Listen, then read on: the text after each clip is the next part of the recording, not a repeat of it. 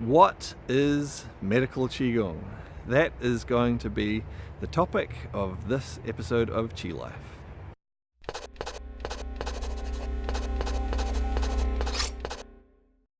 So it's a simple question, but maybe a bit thornier, maybe a bit more controversial than you might initially think, because I'm not sure everyone is using the term Medical Qigong in the right way at the moment. I think possibly it's being misused a bit. The term Medical Qigong has become very, very popular in recent years, and I have some thoughts around why that is that I'll talk about a little bit later on. But I guess to start with, maybe we can think about what is it that makes something medical. We can go for a walk and it'll be good for our health, but does that make it medical walking? We can eat a healthy meal and it's good for our health. Does that make it medical eating? I think that for something to be called medical implies more than just good for your health. And there's a fine line here, because often the same thing will be used in just a general health context and can also be used in a medical context.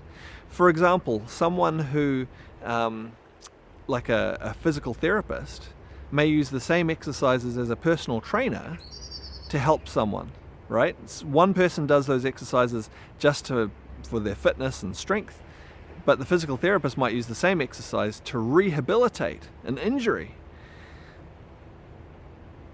But one I would consider as medical, while the other, I wouldn't really call it medical. It's just health and fitness.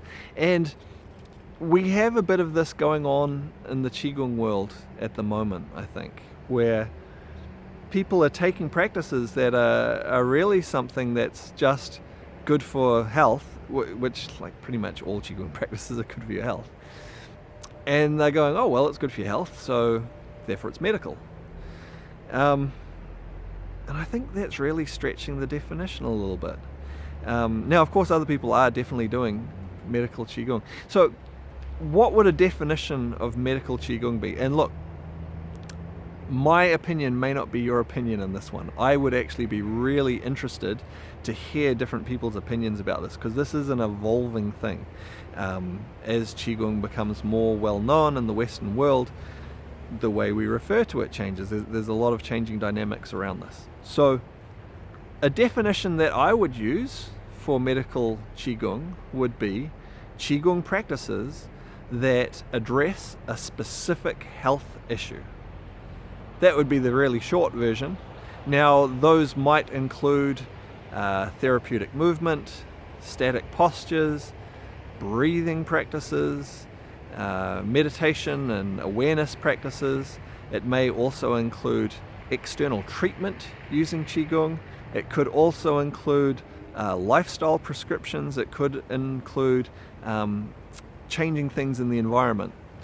But all of them addressing a specific health need. I think that's the thing that makes something medical versus just good for your health.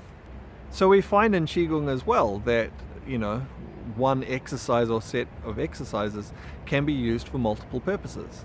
If we think about the main traditional application of Qigong skill, of Qigong practices, they were health and medicine, martial arts, of course, and then spiritual or enlightenment or wisdom practices. We can find, really honestly, I think every Qigong practice can be applied to all of those three different things. Take, for example, the 12 rivers exercises that we teach at Long White Cloud Qigong. So those exercises, that set of practices, have a very direct, clear connection with the organ meridians and therefore also the internal organs. So practicing those, it activates the energy flow in the meridians, it clears blockages, it balances the activity of the organs.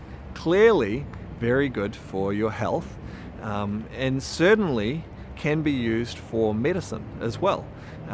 Right from the earliest stages of my traditional Chinese medicine practice and Qigong therapy practice, as well as direct treatment, I would prescribe exercises, including ones from the 12 rivers, so that patients could do their own practice to help improve their condition as well in a very direct way. Specific exercises to help their specific condition. But that same set of exercises can be used in martial arts. It's really great. It develops a lot of internal resilience and strength. It develops an understanding of the meridian pathways, which is very useful in the application of the martial arts as well. Taking that further into enlightenment or wisdom type practices, as you practice those exercises, it helps you to understand the connection between your emotions and your posture and your energy flow and your organs. And so you understand yourself more clearly. You reset yourself into a balanced state, which leaves you more fresh and able to interact in a clear way with the world around you. So one set of practices, clear application to all of those three different things. So the way that I guess I, in general, through my time in Qigong, have referred to Qigong has been as Qigong. To make something martial or to make it medical or anything else was an application of that Qigong. There was nothing medical about it in and of itself. It's how you choose to apply it. But times seem to be changing. The term is being used more and more, medical Qigong. And as I mentioned earlier in the video, I think sometimes this is being misapplied. And I think this is because, unfortunately, in the developed world, medicine has become very, very expensive in general. And so by terming something as medical, people are able to charge a lot more money for it. And people on a conscious or unconscious level are willing to pay more for it. But when it's not being applied specifically in a medical context, I don't think that's really an accurate use of the term. So I guess I have another question around that, and this is, I'm prepared to be persuaded. I want to hear people's point of view on it. And again, through my history in Qigong, never really used the term medical Qigong much, even when it was for direct treatment. Clearly, specifically helping someone with a specific health issue. The term that we would use is Qigong healing. Is that the same thing? I think in most contexts it probably is. But I think it has different connotations around it. Qigong, like medicine, I'd be interested to hear what you think is the difference, or the different connotations of medicine or medical and healing. But healing really focuses on the process of what you're hoping to achieve, whereas medicine is a little bit, in my mind, a bit more sterile. But healing, I think, recognizes the need to heal. And as such, it recognizes the role of the person being treated within that process of healing. It doesn't have the same implication or connotation of high price, I think, in many ways either.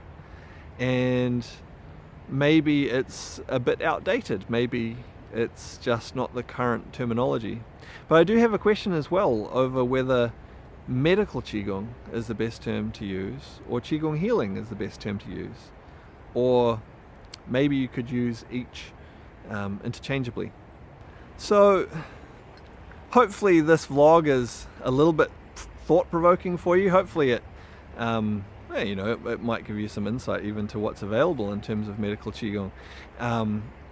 But you might wonder, why am I asking this, putting this out there, and thinking so much about these terms?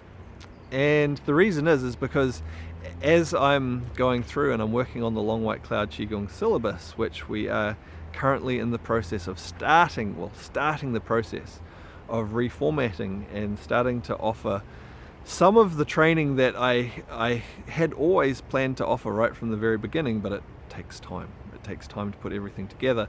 It takes time to prepare students and so on to even receive the teaching, including material about treating specific health conditions using Qigong.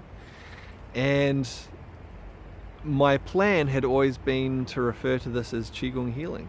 That's the terminology that that I'm familiar with, and that's going to include both therapeutic use of Qigong exercises and Qigong therapy itself, direct use of Qigong for healing. But is that the term I should be using? Or should I be using the term Medical Qigong?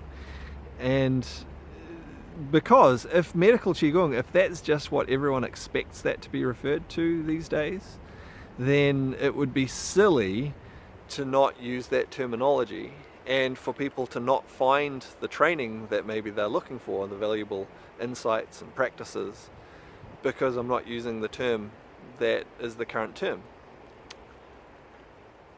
But I'm still not 100% sure. It's a changing thing, and this is one of the interesting things. Even with something as ancient as Qigong, change is a reality.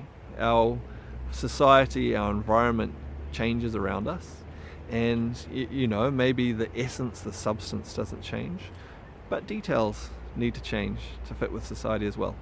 So really curious to hear your thoughts about this, your point of view of this.